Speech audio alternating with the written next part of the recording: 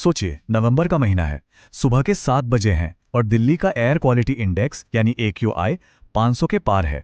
इसे अब gas chamber कहा जाने लगा है। लेकिन क्या होगा अगर मैं कहूं कि इस जहरीले प्रदूषण को सिर्फ 15 सालों में 80% तक कम किया जा सकता है? तो चलिए आज देखते हैं कि इस भयानक हकीकत को कैसे बदला जा सकता है। बात की शुरुआत यहीं से होती है। दिल्ली की हवा में ली गई हर एक सांस 40 सिगरेट पीने के बराबर है। ये कोई बढ़ा चढ़ाकर कही गई बात नहीं है। ये एक डरावनी सच्चाई है जिसे हर साल दिल्ली के लाखों लोग जीते हैं।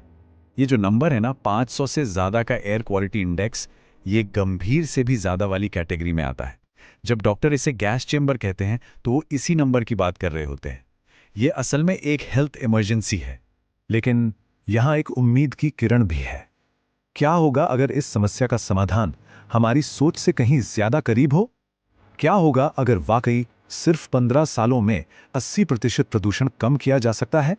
यही सवाल इस पूरे विश्लेषण का केंद्र है। तो किसी भी समस्या को हल करने से पहले उसके विलन्स को समझना जरूरी होता है ना? क्योंकि दिल्ली का प्रदूषण किसी एक दुश्मन का काम नहीं है, बल्कि ये 5 बड़े विलन्स का एक मिला जुला हमला है। तो ये हैं वो 5 मुख्य विलन। पहला, गाड़ियों से निकलने वाला धुआं। दूसरा, पराली जलाना। तीसरा, दिल्ली की भौगोलिक बनावट जो एक जाल की तरह काम करती है। चौथा, इंडस्ट्रियल पॉल्यूशन। और पांचवा, खुले में कचरा जलाना। आइए एक एक करके इन पर नजर डालते हैं। विलेन नंबर 1, गाड़ियां। दिल्ली में 1.4 करोड़ रजिस्टर्ड गाड़ियां हैं। पता ये कितना ज्यादा है? ये मुंबई, चेन्नई और कोलकाता की कुल गाड़ियों को मिला दें उससे भी ज्यादा है। और इनमें से लगभग 30% गाड़ियां पुरानी हैं जो चलती फिरती प्रदूषण की फैक्ट्रियां हैं। अब आते हैं विलेन नंबर 2 पे, पराली जलाना। लेकिन देखिए, किसानों को दोष देने से पहले यह समझना बहुत जरूरी है कि यह उनकी व्यक्तिगत नहीं बल्कि एक सिस्टमैटिक विफलता है। असल में किसानों के पास धान की कटाई और गेहूं की बुआई के बीच बहुत कम टाइम होता है और पराली हटाने वाली महंगी मशीनें खरीदना उनके बस की बात नहीं। अब बात करते हैं सबसे खतरनाक विलन की, क्योंकि इसे हम बदल ही नहीं सकते।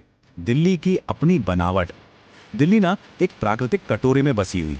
उत्तर में हिमालय एक दीवार की तरह खड़ा है और सर्दियों में ठंडी भारी हवा एक ढक्कन की तरह ऊपर बैठ जाती है। नतीजा, सारा का सारा प्रदूषण यहीं फंस जाता है, बाहर निकल ही नहीं पाता। और आखिर में आते हैं विलेन नंबर 4 और 5, इंडस्ट्रीज और कचरा। दिल्ली NCR में हजारों औद्योगिक इकाइयां हैं और शहर में रोजाना 11,000 टन कचरा पैदा होता है, जिसका एक बहुत बड़ा हिस्सा खुले में जला दिया जाता है। तो ठीक है, अब जब समस्या साफ है तो समाधानों की बात करते हैं। पहले उन उपायों पर नजर डालते हैं जो आज अभी से लागू किए जा सकते हैं। तो यहाँ 5 प्रैक्टिकल समाधान है। पहला, इलेक्ट्रिक वाहनों को तेजी से अपनाना। दूसरा, किसानों को पराली जलाने के सस्ते और कारगर विकल्प देना। तीसरा, मियावाकी तकनीक से छोटे छोटे शहरी जंगल बनाना। चौथा, पब्लिक ट्रांसपोर्ट का बड़े पैमाने पर विस्तार करना। और पांचवा, ट्रैफिक को मैनेज करने के लिए AI का इस्तेमाल करना। और अगर किसी को यह लगता है कि भाई ये सब बातें हैं, ऐसा हो नहीं सकता, तो जरा बीजिंग का उदाहरण देखिए। उन्होंने सिर्फ 10 सालों में 2013 से 2023 के बीच अपने प्रदूषण में 64% की जबरदस्त कमी की है। यह इस बात का पक्का सबूत है कि अगर ठान लिया जाए तो बदलाव बिल्कुल संभव है। चलिए, अब आज से थोड़ा आगे बढ़ते हैं। देखते हैं उन समाधानों को जो आज तो साइंस फिक्शन लगते हैं, पर क्या पता कल की हकीकत बन जाए। कल्पना कीजिए ऐसी इमारतों की जो खुद प्रदूषण खाती हैं। ये कोई जादू नहीं है। टाइटेनियम डाइऑक्साइड की एक खास कोटिंग से ये मुमकिन है। जब इस पर सूरज की रोशनी पड़ती है तो ये हवा की जहरीली गैसों को तोड़ देती है। मतलब शहर की दीवारें ही एयर प्यूरिफायर बन सकती हैं। या फिर वर्टिकल फॉरेस्ट टावर्स के बारे में सोचिए। मतलब ऐसी गगनचुंबी इमारतें जो पूरी तरह से पेड़ों से ढकी हों। मिलान में बोस्को वर्टिकाले जैसी इमारतें इसका जीता जागता उदाहरण है। ये इमारतें कार्बन डाइऑक्साइड सोखती हैं और हवा को फिल्टर करती हैं। दिल्ली की पूरी स्काईलाइन को एक विशाल प्रदूषण फिल्टर में बदला जा सकता है। और अगर इससे भी एक कदम आगे जाना है तो सोचिए बायो इंजीनियर्ड सुपर प्लांट्स के बारे में। क्रिस्पर जैसी टेक्नोलॉजी का इस्तेमाल करके नीम और पीपल जैसे पेड़ों को जेनेटिकली मॉडिफाई किया जा सकता है ताकि वे सामान्य पेड़ों से 10 गुना ज्यादा तेजी से प्रदूषण सोख सके। अब कल्पना को एक कदम और आगे ले जाते हैं, एक ऐसी दुनिया में जहां आज के सपने कल के ब्लूप्रिंट बन सकते हैं। सोचकर देखिए, पूरी सेंट्रल दिल्ली के ऊपर एक बहुत बड़ा पारदर्शी गुंबद ETFE जैसे मटेरियल से बना, जो खुद ब खुद साफ होता रहता है। इसके अंदर की हवा हमेशा फिल्टर होगी, AQI हमेशा 25 रहेगा और तापमान भी कंट्रोल में होगा। ये एक सपना लगता है, पर क्या पता भविष्य में ये सच हो जाए। या फिर प्रदूषण खाने वाले नैनोबॉट्स, मतलब अरबों खरबों छोटे छोटे रोबोट्स जो हवा में छोड़े जाएं। ये PM 2.5 यानी हवा के सबसे छोटे और खतरनाक कणों से बिजली की तरह चिपक कर उन्हें तोड़ देते हैं और शाम तक हानि रहित धूल में बदल जाते हैं। ये नैनो टेक्नोलॉजी का भविष्य हो सकता है। और सबसे कमाल की कल्पना, ऑक्सीजन पैदा करने वाले स्काई स्क्रैपर्स। सोचिए, ये विशाल टावर गंदी हवा को अंदर खींचते हैं, उसे कई लेवल पर साफ करते हैं और फिर शुद्ध ऑक्सीजन बाहर छोड़ते हैं।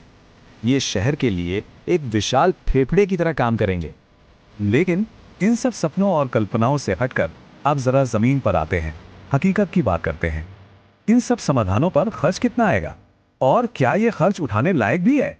तो हिसाब किताब क्या कहता है? देखिए, जो प्रैक्टिकल समाधान हैं उन्हें लागू करने पर अगले 15 सालों में करीब 2 से 3 लाख करोड़ का खर्च आएगा। हाँ, ये बड़ा नंबर लगता है, लेकिन ये भी तो देखिए कि हम प्रदूषण से जुड़ी बीमारियों पर हर साल 25 से 30 हजार करोड़ खर्च कर रहे हैं। यानी ये निवेश सिर्फ 8 से 10 साल में अपनी कीमत खुद चुका देगा। तो फिर बात तकनीकी या आर्थिक है ही नहीं, टेक्नोलॉजी तो है, पैसा भी मैनेज हो सकता है। तो असली सवाल क्या है? असली सवाल इच्छा शक्ति का है। सवाल अगर का नहीं, कब का है। देखिए, असली लक्ष्य तो ये होना चाहिए कि साल 2040 में इंडिया गेट पर खड़ी एक 19 साल की लड़की बस एक गहरी साफ सांस ले सके, बिना किसी डर के, बिना किसी मास्क के। तो आखिर में सवाल ये नहीं है कि क्या दिल्ली साफ हो सकती है। सवाल ये है कि हम कब तय करेंगे, हम कब ये फैसला लेंगे कि अब बहुत हो गया और हमें एक साफ सुथरा भविष्य चाहिए। इसका जवाब टेक्नोलॉजी में नहीं, हम सब में है।